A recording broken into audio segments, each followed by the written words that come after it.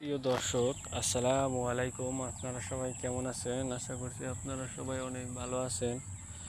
এই যে বন্ধুরা দেখতে পাচ্ছেন, আমাদের গ্রামের কৃষকেরা কীভাবে বাড়ির আশেপাশে এই যে বেগুন চাষ করে। বন্ধুরা, আপনারাও চাইলে কিন্তু খুব সহজেই কিন্তু বাড়ির আশেপাশে এই যে বেগুনগুলো চাষ করতে পারেন। বন্ধুরা, এই বেগুনের মধ্যে রয়েছে প্রচুর পরিমাণে ভিটামিন। বন্ধুরা, যা খেলে বন্ধুরা আপনারা অনেক উপকার পাবেন। বন্ধুরা,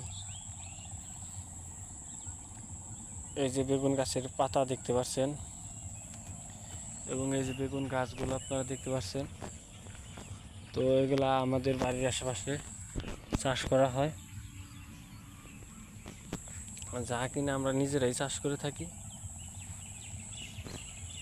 তো আপনারাও চাইলে খুব সহজেই কিন্তু চাষ করতে পারেন। এই যে দেখতেই পাচ্ছেন বন্ধুরা,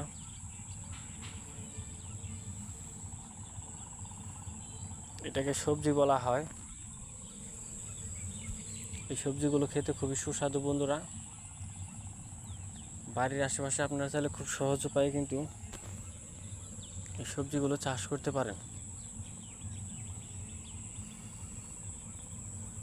আমরা নিজেরাই কিন্তু এই সবজি চাষ করে থাকি।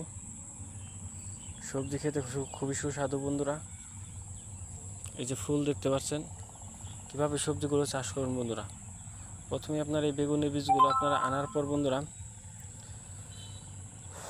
বেগুনের বীজগুলো জমিতে রোপণ করার জন্য লাঙ্গল অথবা ট্রাক্টর দিয়ে এরকমভাবে চাষ করে নেবেন এবং তারপরে এরকমভাবে লাইন বা আপনারা সিরিয়াল মতো বেগুনের বীজগুলো রোপণ করে দিবেন।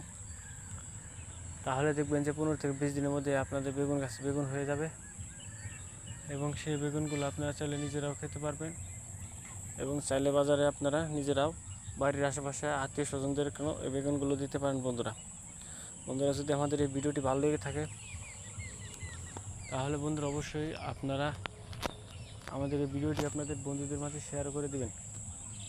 আসসালামু আলাইকুম বন্ধুরা।